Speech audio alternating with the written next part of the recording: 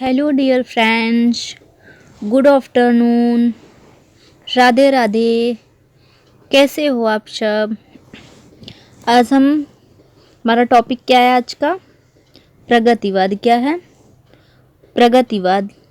इसकी समय सीमा क्या है? 1936 से 1942। कब से कब तक है? 1936 से 1942। तो हम देखते हैं इसमें अपना first question number 1। Question number 1 क्या है? भारत में प्रगतिशील लेखक संघ की स्थापना किस वर्ष हुई? भारत में प्रगतिशील पूछा गया है। 1934 में, 1935 में, 1936 में या फिर 1940 में? कब हुआ था भारत में प्रगतिशील लेखक संघ की स्थापना? यस, भारत में कब हुआ था लेखक संघ की स्थापना? 1936 में। हमारा राइट ऑप्शन क्या हो जाएगा? Option number 3। बढ़ते हैं हम अपने क्वेश्चन नंबर 2 की तरफ। क्वेश्चन नंबर 2 क्या है? लखनऊ में प्रगतिशील लेखक संघ के प्रथम अध्यक्ष कौन थे? भारत में जो प्रगतिशील लेखक संघ हुआ था वो कहाँ पे हुआ था? लखनऊ में हुआ था। तो लखनऊ में जो लेखक संघ हुआ था उसके प्रथम अध्यक्ष कौन थे? हेनरी बारबोस, प्रेमचंद, मुल्कराज आनंद, सज्जाद जहीर, मोहम्मद ताशीन। कौन थे भारत में प्रगतिशील लेखक संघ के प्रथम अध्यक्ष? आंसर दीजिए, क्या होगा हमारा right answer? Yes, right answer क्या हो जाएगा? भारत में प्रेमचंद, जो प्रगतिशील लेखक संघ की अध्यक्षता प्रेमचंद जी ने की थी। क्वेश्चन नंबर 3 क्या है? गोरकी के नेतृत्व में रूस में सोवियत लेखक संघ की स्थापना कब हुई? रूस में पूछा गया है। रूस में, अभी भारत में 1936 में हुई थी, तो रूस में कब हुई थी? 1935, 1936, 1940, 1931। कब हुई थी? राइट आंसर दीजिए। यस, गोरकी के नेतृत्व में रूस में सोवियत लेखक संघ की स्थापना कब हुआ था? 1934 ईस्वी में। 1934 ईस्वी में हुआ था और यह विश्व का पहला लेखक संगठन था जो रूस में हुआ था। क्या था? विश्व का पहला लेखक संगठन था। क्या था? पहला लेखक संगठन। पहला लेखक संगठन था रूस में जो हुआ था, गोरकी, वो भी गोरकी के नेतृत्व में। बढ़ते हैं क्वेश्चन नंबर 3 की तरफ। क्वेश्चन नंबर 3 हो गया हमारा। पंथकृत युगवाणी को खड़ी बोली का प्रथम प्रगतिवादी काव्य किसने माना? गणपति चंद्र ने, बच्चन सिंह, डॉक्टर नगेंद्र, रामचंद्र शुक्ल। और क्वेश्चन नंबर 4 का राइट आंसर दीजिए, क्या होगा हमारा राइट ऑप्शन? यस, पंथकृत युगवाणी को खड़ी बोली हिंदी का प्रथम प्रगतिवादी काव्य किसने माना था? डॉक्टर बच्चन सिंह ने। बच्चन सिंह ने युगवाणी को प्रथम प्रगतिवादी काव्य माना है। Question number 5। क्वेश्चन नंबर 5 क्या है हमारा? रामेश्वर करुड़ कृत ब्रजभाषा काव्य करुड़ सतसई को प्रथम प्रगतिवादी कवि और काव्य किसने माना? मतलब जो रामेश्वर जी हैं इनको प्रथम कवि और उनके द्वारा कृत ब्रजभाषा में लिखा गया जो करुड़ सतसई है उसको प्रथम प्रगतिवादी काव्य किसने माना? डॉक्टर बच्चन सिंह ने, या डॉक्टर नगेंद्र ने, गणपत चंद्र गुप्त ने, या रामचंद्र शुक्ल ने? क्या होगा हमारा राइट आंसर? क्वेश्चन नंबर 5 का राइट आंसर दीजिए। यस, किसने माना था? डॉक्टर गणपति चंद्र गुप्त। जो डॉक्टर गणपति चंद्र गुप्त जी हैं इन्होंने रामेश्वर जी को, रामेश्वर करुड़ कृत, रामेश्वर को प्रथम कवि माना था और इनके द्वारा ब्रजभाषा में काव्य करुड़ सतसई को प्रथम काव्य माना था। और हमने अभी ऊपर देखा बच्चन सिंह ने सुमित्रा नंदन पंत कृत युगवाणी को खड़ी बोली का प्रथम प्रगतिवादी काव्य माना था, और गणपति चंद्र ने गरुड़ सत्सई को। बढ़ते हम क्वेश्चन नंबर 6 की तरफ। क्वेश्चन नंबर 6 है, बालेंदु उपनाम किस कवि का है? केदारनाथ सिंह का, केदारनाथ अग्रवाल, नागार्जुन, प्रेमचंद। क्वेश्चन नंबर 6 का राइट आंसर दीजिए, क्या होगा राइट आंसर? देखो, केदारनाथ अग्रवाल जो है इनका जन्म 1911 में हुआ था और मृत्यु 2000 में हुई थी। इनका प्रथम काव्य संग्रह क्या है? युग गंगा है प्रथम काव्य संग्रह।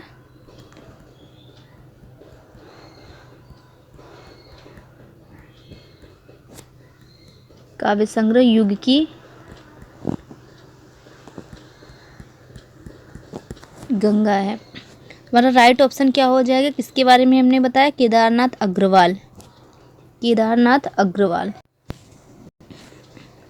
क्वेश्चन नंबर 7 देखते हैं हम। युग की गंगा, युग की गंगा किस कवि की रचना है? केदारनाथ सिंह, नागार्जुन, शिवमंगल सिंह सुमन, केदारनाथ अग्रवाल। किसकी रचना है युग की गंगा? अभी जस्ट हमने ऊपर बताया। यस, राइट आंसर हमारा हो जाएगा केदारनाथ अग्रवाल। युग की गंगा किसकी रचना है? केदारनाथ अग्रवाल जी की। बढ़ते हैं हम क्वेश्चन नंबर 8 की तरफ। क्वेश्चन नंबर 8 है हमारा, अपूर्वा किस कवि की रचना है? अपूर्वा किस कवि की रचना है? राइट ऑप्शन दीजिए। केदारनाथ अग्रवाल, नागार्जुन, केदारनाथ सिंह, प्रेमचंद। क्या होगा हमारा right answer? Question number 8। Yes, Apurva किसका है? अपूर्वा हो जाएगी केदारनाथ अग्रवाल की। बढ़ते हैं हम क्वेश्चन नंबर 9 की तरफ। क्वेश्चन नंबर 9 है, यात्री, यात्री उपनाम से कौन सा कवि मैथिल में कविताएं लिखते थे? केदारनाथ सिंह, केदारनाथ अग्रवाल, बाबा नागार्जुन, त्रिलोचन। क्वेश्चन नंबर 9 का राइट आंसर क्या होगा? यात्री उपनाम किसका है? यस, ऑप्शन हमारा 3 राइट हो जाएगा, बाबा नागार्जुन। बढ़ते हैं हम क्वेश्चन नंबर 10 की तरफ। नागार्जुन की खड़ी बोली में सर्वप्रथम प्रकाशित रचना कौन सी है? तो बताइए कौन सी है? युगधारा, भस्मांकुर, राम के प्रति, तालाब की मछलियाँ। क्या होगा हमारा राइट आंसर? Question number 10।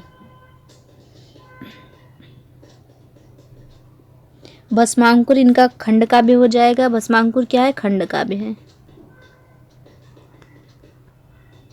भस्मांकुर खंड काव्य है। और खड़ी बोली में प्रकाशित प्रथम रचना राम के प्रति है। पढ़ते हैं हम क्वेश्चन नंबर 11 की तरफ। सतरंगे पंखों वाली किस कवि की रचना है? केदारनाथ अग्रवाल, बाबा नागार्जुन, शिवमंगल सिंह सुमन या केदारनाथ सिंह। क्या होगा right answer? Question number 11। Yes, सतरंगे पंखों वाली किसकी है रचना? बाबा नागार्जुन की है। सतरंगे पंखों वाली, प्यासी पतराई आंखें, भस्मांकुर किसकी है? नागार्जुन जी की। बढ़ते हम क्वेश्चन नंबर 12। नागार्जुन की कविताओं को नुक्कड़ कविता की संज्ञा किस कवि ने दी? आंसर दीजिए। नुक्कड़ कविता किस कवि ने कहा था? नागार्जुन की कविताओं को। Doctor Bachchan Singh, Ramvilas Sharma, Ramchandra Shukla. One option और होगा ना? हाँ, डॉक्टर नगेंद्र। क्या होगा right answer? Question number 12। Yes, हमारा राइट आंसर क्या हो जाएगा? डॉक्टर बच्चन सिंह। डॉक्टर बच्चन सिंह जी ने नागार्जुन की कविताओं को नुक्कड़ कविता की संज्ञा दी थी। Question number 13। प्रगतिवाद का सलाहकार पुरुष किस कवि को कहा जाता है? सलाहकार पुरुष किसे कहा जाता है? केदारनाथ सिंह को, केदारनाथ अग्रवाल, बाबा नागार्जुन, शिवमंगल सिंह सुमन। क्या होगा हमारा राइट आंसर? आंसर दीजिए। Question number 13। यस, प्रगतिवाद का सलाहकार पुरुष कौन होगा? बाबा नागार्जुन। Question number 14। हम पंछी उन्मुक्त गगन के किसकी रचना है? केदारनाथ अग्रवाल, शिवमंगल सिंह सुमन, बाबा नागार्जुन, त्रिलोचन। त्रिलोचन जी को अवध का किसान भी कहा जाता है। शिवमंगल सिंह सुमन, सुमन इनका क्या है? उपनाम है। हम पंछी उन्मुक्त गगन के किसकी रचना है? किसकी है? यस, शिवमंगल सिंह सुमन की है। किसकी है? शिवमंगल सिंह सुमन की। Question number 15। अवध का किसान किस कवि को कहा जाता है? Question number 15। अवध का किसान किस कवि को कहा जाता है? अवध का किसान किस कवि को कहा जाता है? Option 1 Baba Nagarjun, option 2 Kedarnath Agrawal, option 3 Trilochan, option 4 Shivmangal Singh Suman. क्या होगा राइट आंसर? यस, अवध का किसान किसे कहा जाता है? त्रिलोचन को। अवध का किसान त्रिलोचन को कहा जाता है। त्रिलोचन जी हिंदी में सानेट लिखने के लिए प्रसिद्ध हैं। सानेट। Question number 16। हिंदी में सानेट लिखने के लिए कौन सा कवि प्रसिद्ध है? Shivmangal Singh Suman, option 2 Trilochan Shastri, option 3 Kedarnath Agrawal, option 4 Baba Nagarjun. Sonnet लिखने के लिए कौन सा कवि प्रसिद्ध है? यस, सानेट लिखने के लिए त्रिलोचन शास्त्री। इन्हें अवध का किसान भी कहा जाता है। ये हम प्रगतिवाद युग के रचनाकारों की थोड़ी थोड़ी रचनाओं को देखते हैं। कुछ रचनाएं जैसे केदारनाथ अग्रवाल हो गए। सबसे नंबर 1 पे केदारनाथ अग्रवाल। केदारनाथ अग्रवाल जन्म 1911 से 2000। इनकी रचनाएं क्या क्या है? युग की गंगा, युग की गंगा, युग की गंगा, नींद के बादल, युग की गंगा, नींद के बादल, लोक और आलोक, लोक और आलोक, युग की गंगा, नींद के बादल, लोक और आलोक, फूल नहीं रंग बोलते हैं, फूल नहीं रंग बोलते हैं, फूल नहीं रंग बोलते हैं, फूल नहीं रंग बोलते हैं, आग का आईना, आग का आईना, आग का आईना, गुल मेहंदी, गुल मेहंदी, गुल मेहंदी, पंख और पतवार, पंख और पतवार, बम्बई का रक्त स्नान, बम्बई का रक्त स्नान, बम्बई का रक्त स्नान, हे मेरी तुम, हे मेरी, हे मेरी, हे मेरी तुम। नेक्स्ट क्या है? कहे केदार खरी खरी, कहे केदार खरी खरी,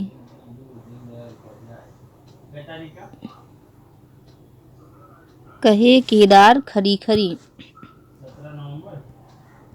कहे केदार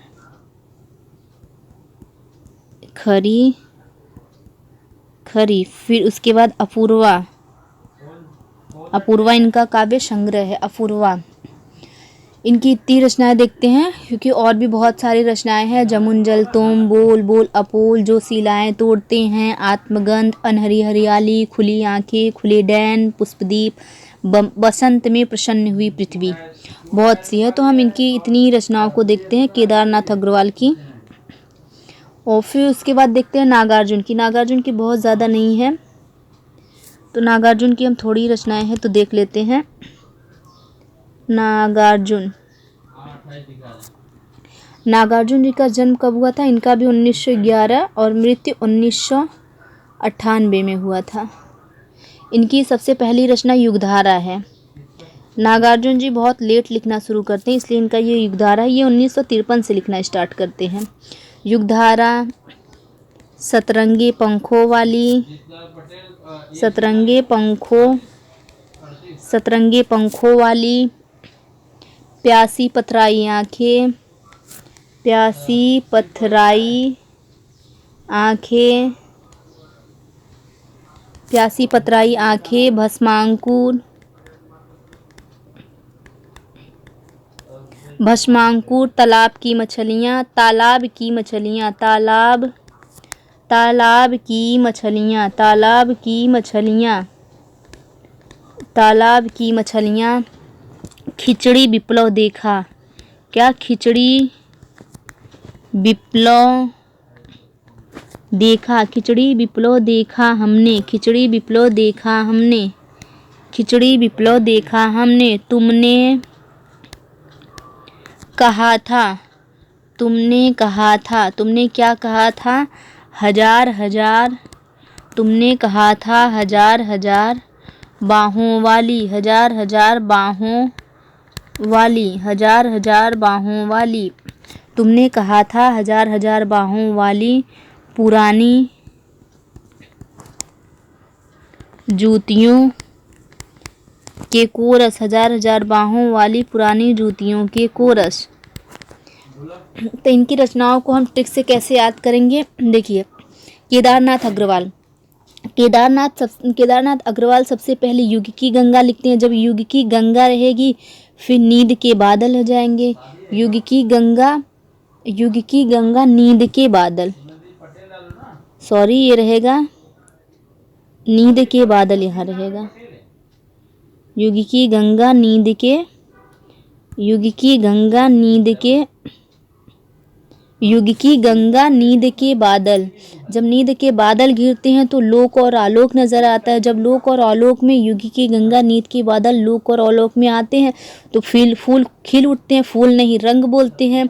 फिर आग का आईना आ जाता है, आग का आईना, फिर गुल मेहंदी, पंख और पतवार, बम्बई का रक्त स्नान, हे मेरी तुम, कहे केदार खरी खरी, अपूर्वा।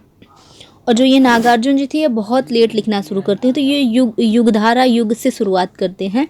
युगधारा, युगधारा में क्या लिखते हैं? ये सतरंगे पंखों वाली लिखते हैं। सतरंगे पंखों वाली में फिर उस समय युद्ध हुआ रहता है जो स्वतंत्रता के टाइम पे, तो ये उस स्वतंत्रता के बाद वही लिखना स्टार्ट करते हैं तो ये स्वतंत्रता के टाइम का लिखते हैं। सतरंगे पंखों वाले में प्यासी पतराई आँखें, फिर भस्मांकुर मतलब भस्मांकुर में सब कुछ नष्ट हो जाता है।